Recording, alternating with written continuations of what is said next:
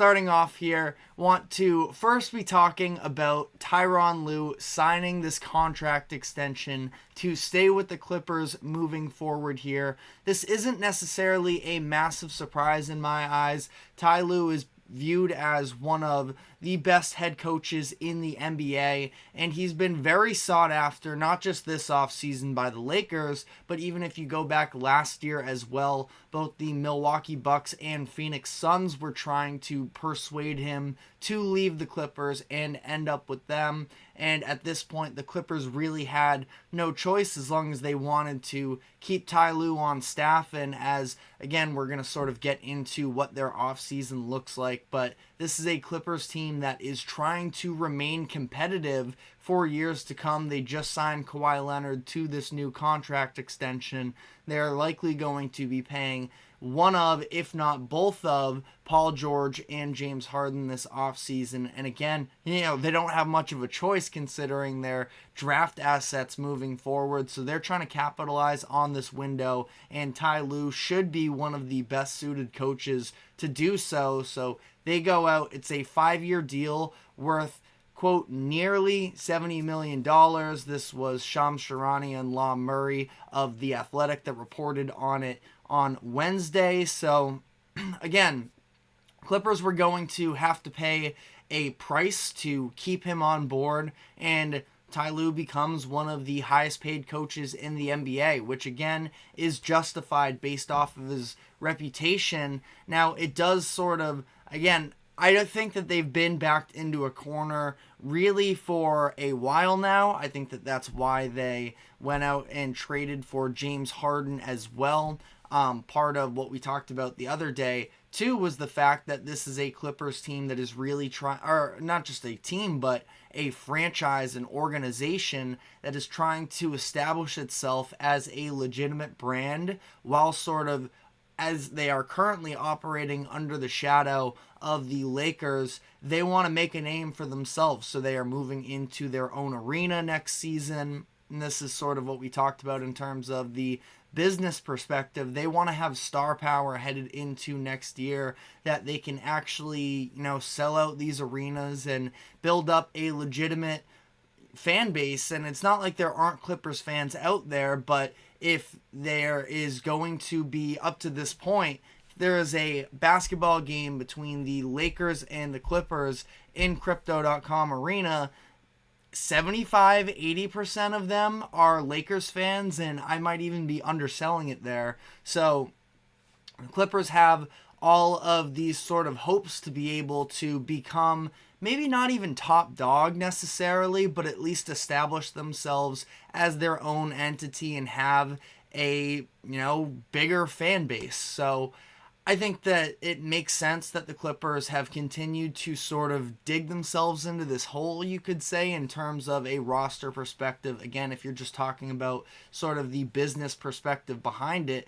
And, along with that, we saw how good the Clippers were for a large stretch of that regular season when everybody was healthy. But of course, it just seems like every year now Kawhi Leonard is unable to go in the postseason, and as a result, as their leader, the team falters because of that. But they decided to sort of jump the gun maybe a little bit on Kawhi during the contract extension deadline during the middle of the regular season. Now, we also talked about this the other day that, when you're dealing with somebody like Kawhi Leonard, who is a little bit more secluded and maybe a little bit harder to sort of get a read on, when you have an opportunity to lock him down, at least from their perspective, they wanted to do so. He's somebody that they saw as sort of irreplaceable and that they need to lock him down. And again, the ceiling with him is always going to be there, but it's just a matter of, is he going to be available when you need it the most? And that hasn't been the case the past few playoffs. I know Stephen A. Smith made some argument, I at least saw a quote of it on social media, about how there's a case for Kawhi Leonard being one of the worst superstars of all time.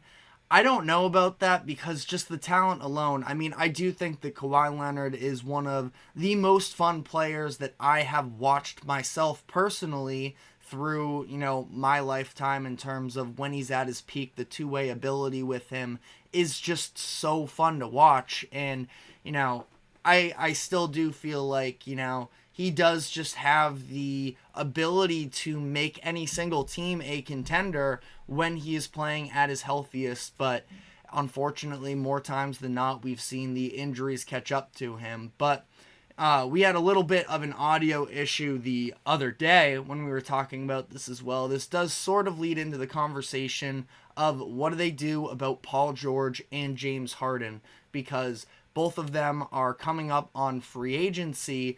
James Harden, we know, since he worked his way out of Philadelphia, that his intentions is to get a big-time payday, and Paul George is reportedly not seeing eye to eye with the Clippers right now as well, where he wants at least a max contract, and it sounds like the Clippers are sort of the perspective that they are not going to pay him any more than Kawhi Leonard and may not be willing to match that contract. I want to say it's $135 million or something along those lines for Kawhi Leonard.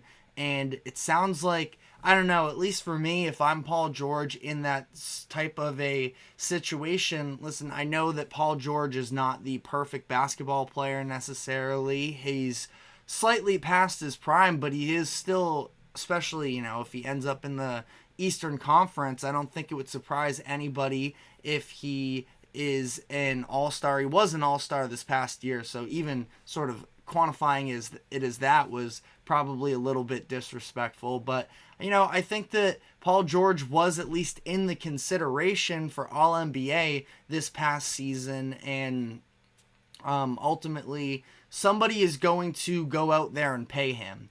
And if I'm Paul George, I'm probably offended by the fact that the team isn't willing to give me the same money as my co-star, who has really struggled to play in, a significant amount of games. And like I mentioned, of course, when the postseason comes around, hasn't been available then. Kawhi played the most games of his in a single season since 2016-17 this year. He played in 68 games, but since he has come to the Clippers, he's played in 57, 52, 0, 52, and now 68. And this is the guy that you're not going to be willing to pay me the same amount of money of. And listen, I understand Kawhi was All-NBA this season, and I think deservingly so, but ultimately for Paul George, again, I think that his talent is going to attract a couple of different suitors. Some of the names that we threw out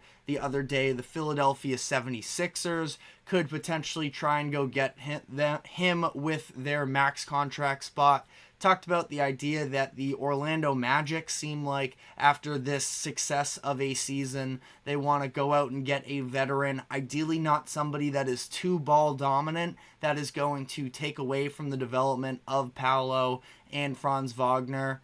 But the Magic could go out and try and get somebody like Paul George, who provides a layer of three-point shooting, which we know they desperately need. Paul George, I believe, just shot a career high in three-point percentage last season at 41.3% on 7.9 attempts. So not necessarily known for being, I think maybe when he was younger, more of a catch-and-shoot guy, but still can generate looks from the three-point line, can take over some primary ball handler responsibilities at times, but again, don't think that it would necessarily throw off what they already have developing with Paolo and Franz. And he almost feels like a really good fit, kind of, that they wouldn't totally throw off their identity. They are this lengthy team that can throw different defenders at you, can drive from just about any angle, and Paul George can contribute to that size. I'm curious whether or not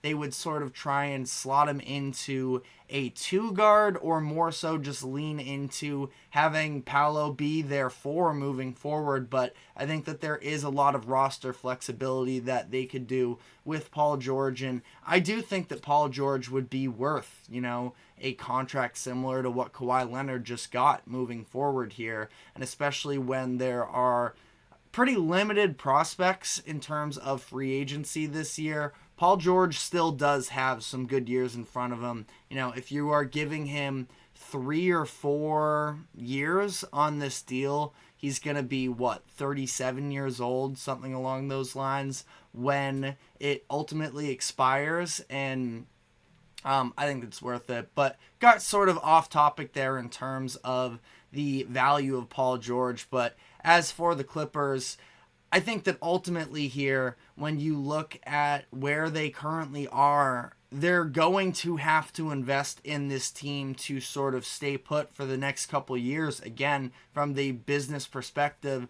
they want to be able to slap a couple players on a poster board in terms to try and entice these Clipper fans to come to their new arena. And I don't know if that's going to be Paul George to sort of that conversation.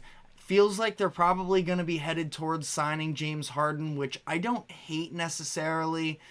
But at the same time, the Clippers, it feels like this experiment is not going to result in anything more than the Western Conference Finals run. I think that was in the bubble.